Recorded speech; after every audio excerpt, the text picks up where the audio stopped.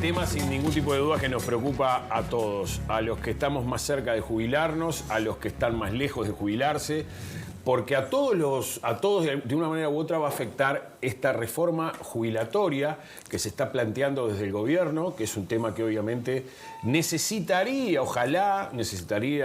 bastante más consenso del que está teniendo por ahora. Pero para hablar precisamente de este tema hemos convocado a Pablo Andrade, secretario de Finanzas de AEBU, porque ellos están trabajando mucho alrededor de todo esto. Buen día. Buen día. ¿Cómo estás? Bueno, gracias por recibirnos. Sí. Bueno, conclusiones que se van sacando. Ahora uno también podría decir, pero conclusiones de qué están sacando si el proyecto todavía no se ha presentado. Es sobre la idea en general que sí, de alguna manera, ya está arriba de la mesa. Y existe un articulado. Aunque sea un anteproyecto, existe un articulado que tiene componentes y que uno tiene que analizarlos en su contenido. ¿Qué impactos tiene? ¿Qué soluciones propone? ¿Y qué efectos tiene? ¿Sí? Nosotros lo único que hemos hecho hasta ahora es tomar el anteproyecto y sobre esa base decir, bueno, quiénes son los ganadores y quiénes son los perdedores de alguna manera de este proceso, ¿no? Sí, sobre todo porque ese anteproyecto se pone arriba de la mesa para que sea discutido. Entonces ahí, por eso quería aclarar esto previamente para decir, no es que se esté negando o se esté contradiciendo algo que no existe porque todavía no se conoce. No, se conoce. Hay un anteproyecto y hay ideas concretas que están arriba de la mesa. Sí, hay un articulado concreto. Sí. O sea, si los partidos que integran la coalición de gobierno dijeran sí, estamos de acuerdo, el articulado está para entrar al Parlamento. Y luego vendrá un debate parlamentario, es correcto. Pero el debate de cómo uno reforma algo en la sociedad pasa por eso, ¿no? Digo, alguien pone una idea arriba de la mesa, se discute, los distintos actores toman opinión, posición, comentan, aclaran. Y bueno, ese es un poco el escenario. Perdóname una cosa, ¿ustedes están trabajando a nivel del PIT-CNT general, comisiones separadas? ¿Cómo están trabajando? Sí, nosotros tenemos dos niveles de responsabilidad. Uno, porque AEBU integra la caja bancaria, ¿sí? Y otro nivel es el discutir con el conjunto del movimiento sindical las propuestas y alternativas de una reforma. Por lo cual somos parte integrada con el PIT-CNT en la discusión de reforma de seguridad social y al mismo tiempo desarrollamos lo que es el seguimiento de la situación de la caja bancaria. Justamente sobre la caja bancaria le quería preguntar, ¿no? Porque es una de las cajas, todo el sistema previsional tiene serias dificultades, la caja bancaria tiene en especial algunas dificultades como más serias de financieros, no sé cómo ustedes lo ven, pero ¿cómo se integra la caja bancaria en especial, lo que hace a los trabajadores? A este proyecto, ¿cómo quedaría? ¿Qué le cambia? Porque es una caja que está deficitaria y tienen buenas, por lo menos a lo que el imaginario colectivo, muy buenas jubilaciones. Sí. Lo primero que me gustaría dejar en consideración es, la caja bancaria tiene un marco de ley, ¿sí? Actualmente vigente, ¿sí? Que se distingue del régimen general, por ejemplo, no tener AFAPs. ¿Sí? Es un régimen totalmente de solidaridad intergeneracional. Eso genera mejores jubilaciones, porque el régimen de AFAP reduce el nivel jubilatorio. Y porque tiene mejores sueldos los bancarios también. Bueno, pero eso le pasa a cualquier trabajador. O sea, si yo tomo un sector de actividad que tiene mejores salarios, cuando aportás, la jubilación va a ser mejor, ¿sí? Porque se supone que mantiene una relación.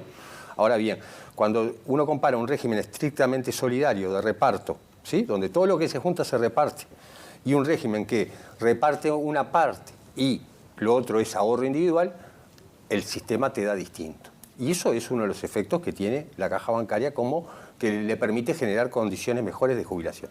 Ahora bien, nosotros teníamos en el año 2020 los estudios de la caja bancaria indicaban que la caja tenía viabilidad de largo plazo a 50 años sin problemas. Con el capital que tenía acumulado, con sus recursos, tenía viabilidad.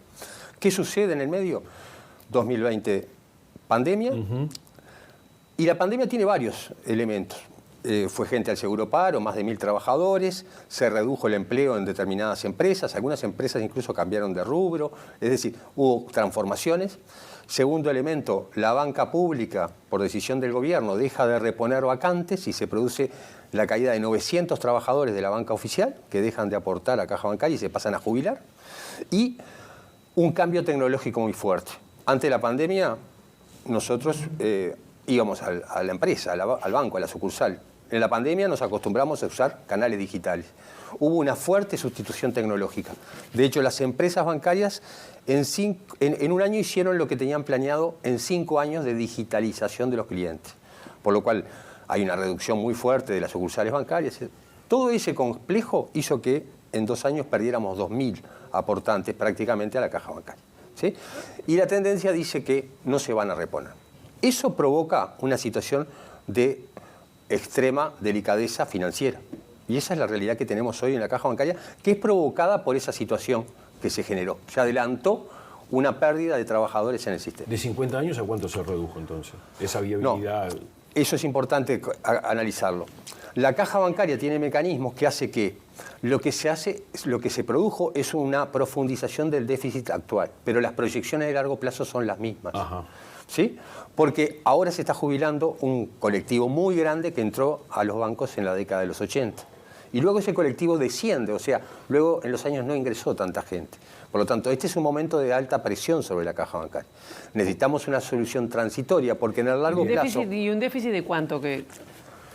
Bueno, ahí hay variables muy diferentes. Desde el primero que elabora el actuario asesor de la caja, que andaba en los 200 y pocos millones de dólares, hasta extremos de 600 millones de dólares en un periodo de 13 a 15 años. No estamos hablando en un año. ¿Sí? Cuando hablamos, por ejemplo, de la caja militar, hablamos de 450 millones de dólares por año. Nosotros estamos hablando de un déficit que puede alcanzar en 13 años. Y ustedes me dirán, ¿por qué tanta variación? Y porque alcanza que yo diga, van a ingresar tantos trabajadores o van a ingresar tantos menos para que los cálculos den diferentes. Bien, claro, no lo quise interrumpir con la respuesta anterior. Claro. Con respecto a cómo es esa variación. Entonces nosotros estamos trabajando con el escenario peor y el mejor, ¿sí? Entonces en el medio generamos alternativas. ¿Cuáles son las alternativas que tiene la caja bancaria? Las alternativas de la caja están en la ley que tiene hoy vigente, por 3 razones. Una, esa ley tiene una fuente de financiación que es independiente de la cantidad de puestos de trabajo que tiene el sistema. La caja bancaria creó en 2008 una financiación que se llama prestación complementaria patronal, que es un aporte patronal no sobre la cantidad de trabajadores, sino sobre los activos que manejan las empresas financieras. Es decir, cada préstamo que se da, cada cajero automático que se compra, cada tecnología que se adquiere, todo eso aporta una pequeña porción a la seguridad social. Y eso es una estabilización de largo plazo. Si ustedes se fijan, el sistema financiero se multiplicó por 4 en los negocios que hace en los últimos 15 años y, sin embargo, los trabajadores han caído. Es decir, cada vez se produce más con menos horas de trabajo de hombre o mujer. Clarísimo. Entonces, ese mecanismo hoy está fijado en el 2,5 por 10.000 y la ley le permite al Poder Ejecutivo aumentarlo hasta el 4 por 10.000. O sea, hay un margen de modificación de esa aportación patronal que es solución inmediata para el problema que tiene financiero la caja bancaria. Además, la ley le habilita a emitir deuda contra la forestación, generar papeles públicos, etc. Hay soluciones también financieras. Por lo tanto, la caja bancaria tiene soluciones sin cambiar en lo más mínimo el actual régimen legal. Bien. Volvemos al anteproyecto de la reforma jubilatoria. Ustedes han participado también en lo que se conoce como simulaciones, que es algo realmente importante, porque es aterrizar el anteproyecto, ponerlo negro sobre blanco y ver qué consecuencias puede tener en la práctica. Sí. ¿Qué resultados o qué conclusiones han sacado en general y para los bancarios en particular? Bien, cuando comenzó la discusión lo primero que recibimos, toda la sociedad recibió como mensaje, era que había sectores que iban a ser beneficiados por la reforma porque iban a ser complementadas solidariamente su jubilación. Bien, nosotros partiendo de esa base hicimos análisis de cuál es el efecto sobre las jubilaciones en la realidad. Y lo primero que encontramos es que si nosotros tomamos que los trabajadores van a seguir aportando al sistema 5 años más pagando, y van a dejar de recibir 5 años la jubilación, porque entre los 60 y 65 no van a cobrar esa jubilación, el monto que acumulan, es decir, lo que se ahorra el sistema, es más de las mejoras que hacen, aún para las jubilaciones que le dan un fondo solidario. Todas las jubilaciones pierden, ¿sí? Es decir, los trabajadores van a aportar más, van a recibir menos y el resultado jubilatorio va a ser menor. Un segundo análisis fue la forma en que se calcula. Y con la fórmula que se calcula, nuestros salarios se ajustan por índice medio de salarios, pero la nueva fórmula de cálculo se ajusta por IPC. Eso genera una diferencia. Por lo cual, en 20 años, como está proyectado que se va a aplicar, la pérdida de todas las jubilaciones también va a ser signada por ese segundo factor. Es decir, todos los trabajadores reciben una jubilación que va a ser proporcionalmente menor que la que reciben con el actual sistema que existe. Y es lógico, porque de alguna manera, si se anuncia que vamos a reducir el gasto del Estado, evidentemente en algún lugar de algún lado hay que sacar esa reducción. Exactamente. Esa reducción es básicamente de las prestaciones jubilatorias. No hablemos de la caída de las pensiones, que es gigantesca, de las pensiones por incapacidad, de la pérdida de condiciones de acceso a las pensiones. Eso se aplica inmediatamente, no hay transición. Entonces, primer componente, perdedores los trabajadores. Segundo componente, ¿quiénes ganan? Los principales ganadores de esta reforma son las AFAP. Las administradoras de fondo de ahorro previsional van a aumentar al doble el volumen de recursos que manejan. Y cuando nosotros decimos esto, nosotros cuestionamos seriamente de que una AFAP sea seguridad social. Es un sistema de ahorro. Tan es así que cualquier trabajador que se haya jubilado en el primer semestre de este año recibió una prestación por parte de la AFAP menor que los que se jubilaron el año pasado. Por la forma en que se calcula, por la tasa de interés que se le aplica, por un montón de factores que son casi como una caja negra para la gente, en la práctica hace que su jubilación generada por la AFAP sea cada vez menor. Entonces, ese sector es el que gana, el único sector que tiene rentabilidad en la seguridad social. ¿Pero por qué decís que duplicaría o multiplicaría los fondos que maneja porque se incorporan todas las cajas? Porque se incorpora la caja para totales y porque a partir de ese momento vos aportás desde el primer peso. O sea, ahí está. Dejamos de aportar por franja, pasamos a aportar por una ampliación de lo que es el aporte a la FAP de todos los trabajadores. Eso conforma una unidad donde van a administrar más recursos y al mismo tiempo van a generar mayor rentabilidad. ¿Y qué pasa, por ejemplo, qué diferencia hay dentro de estos simuladores en lo que ya se están relativamente prontos a jubilarse, porque hay todavía una discusión respecto a eso, y quienes se jubilarían pasarían a jubilarse concretamente ya en el 2040, creo, por el nuevo sistema?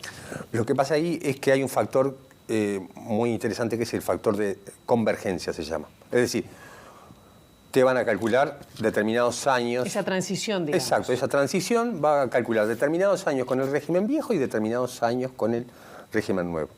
Ahora bien, en el anteproyecto, en el año, los nacidos en el 71, en el primer año le van a aplicar un 20% del sistema nuevo.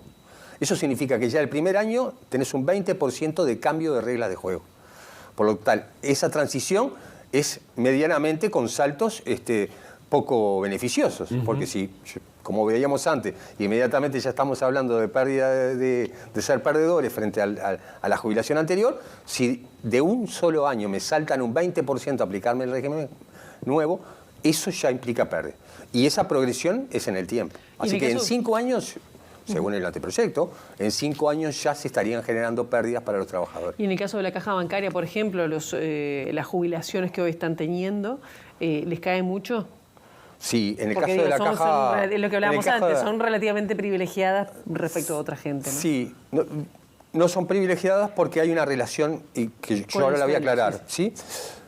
La caída anda en el orden del 18% en promedio, 20% en promedio. De los que hoy están jubilados. Sí, un 20% menos de jubilación serían las futuras jubilaciones de la caja bancaria. En la caja bancaria se da un hecho sumamente interesante. Es el único sistema en el cual un trabajador bancario aporta toda su vida, ¿sí? Cuando se jubila, actualmente recibe el 80% en el caso de los hombres, 70% en el caso de las mujeres, de lo que aportó. Es decir, si yo sumo todo lo que tú aportaste durante tu etapa laboral y lo divido en los años que vas a cobrar la jubilación, no llegás a cobrar el 100% de lo que aportaste. Por lo cual no hay ningún privilegio. Al contrario, hay un régimen en el cual la solidaridad genera ese tipo de decir, bueno, yo cedo una parte de eso que aporté de más para que otro sector lo reciba. ¿Quién es ese sector? Bueno, nosotros en la caja bancaria también tenemos trabajadores que ganan entre 20 y 30 mil pesos. Claro. ¿Está? Cerca de 7.000 ¿Por qué la aportantes. diferencia de mujeres y hombres? ¿Por la edad de sobrevida? Por la evolución de la carrera en general. ¿Sí? Porque, aunque parezca mentira, también en el sistema financiero los accesos a los puestos de mayor jerarquía todavía siguen siendo muy masculinos. ¿Sí? Eso está cambiando, pero en las historias laborales hace que eso todavía existe. Ahora bien, con la reforma, eso de que aportamos 100 y cobramos 0,80, el 80%, se rebaja a 0,70. Es decir, la reforma va a hacer que todavía sea más injusto eso de que cuánto aporté al sistema y cuánto me retribuye. ¿Sí? Por lo tanto, no podemos hablar de privilegios porque hay una relación entre lo que aporto y lo que recibo. Pero en segundo lugar, la rebaja de jubilaciones va a ser superior a la del régimen general. Alguno dirá, bueno, es una caja que tiene una situación crítica. Sí, pero es coyuntural y existe actualmente las herramientas para resolverla sin necesidad de hacer toda esta reforma en aplicación a la caja bancaria. Eso nos lleva a la discusión general. El Poder Ejecutivo tiene una orientación y sabemos que vamos a ser parte de esa discusión. Y nosotros no nos planteamos esto como queremos ser distintos o ajenos, pero sí queremos marcar cuáles son las pérdidas que se generan. Y el tercer elemento que nos parece fundamental definir, yo les explicaba hace un rato que la caja bancaria era una fuente de financiación independiente de los puestos de trabajo, esa prestación complementaria vinculada a los activos que manejan las empresas. El gran déficit de esta reforma es que no revisa la forma de aportación que tiene el sistema. Seguimos apostando a que sean los puestos de trabajo los que generen la financiación del sistema. Eso lleva a que, me gusta el ejemplo de la carnicería y el frigorífico, aportan lo mismo el carnicero de la esquina que el frigorífico. Cuando la rentabilidad, la capacidad tecnológica, la transformación que tiene un sector y el otro es absolutamente diferente. ¿Tiene sentido en una economía como la uruguaya que los sectores con más potencial aporten lo mismo que el pequeño comerciante? Entonces, una de las sustancias de discutir para el futuro, un futuro basado en mucha más tecnología, con menos puestos de trabajo, generando más riqueza con menos puestos de trabajo, es discutir cómo hacemos que la productividad aporte a la seguridad social. Si la productividad comienza a aportar a la seguridad social, vamos a tener futuro.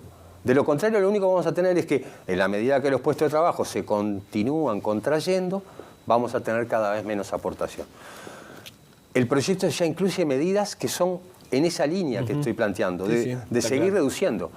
La edad jubilatoria se aumenta a 65 años, pero cada 5 años se va a revisar y se van a seguir aumentando. O sea, no están votando 65 años de edad jubilatoria, están votando el infinito, es decir, la suba permanente de la edad. Y eso implica simplemente que decir cómo seguimos achicando el sistema periódicamente. ¿Por qué? Porque no vamos a la base del problema. La base del problema es que hoy la tecnología sustituye el trabajo, genera riqueza con menos horas de trabajo, con menos recursos humanos y por lo tanto adecuar la seguridad social al futuro es empezar a pensar cómo esa tecnología aporta. Bien, tema para seguir trabajando, ¿no? No se va a terminar y a ver cómo será el proyecto definitivo. Claro. Pero queda muy claro que la reforma jubilatoria es necesaria, pero hay otros caminos y no es el único el que propone el Poder Ejecutivo con su anteproyecto. Hay otras posibilidades, hay que estudiar otras posibilidades, porque parecería, o por lo menos algunos actores de la sociedad, actores políticos sobre todo, pretenden instalar eso de que la reforma jubilatoria es imprescindible y hay que hacerla así. No, se puede hacer así o se puede hacer por otros lados, como por ejemplo esa alternativa de que los aportes a la seguridad social provengan de otros sectores de la economía que no son los que están aportando de la misma manera. Pablo Andrade, muchísimas gracias. Muchísimas gracias de verdad por ayudarnos a entender un poco mejor este tema que sin duda alguna no es sencillo y que por algo es que todos los gobiernos quieren meterle mano, pero es tan difícil ponerse de acuerdo. Sí, claro que sí. Bueno, muchísimas gracias a ustedes. Gracias Pablo. Y nosotros nos vamos ahora rápidamente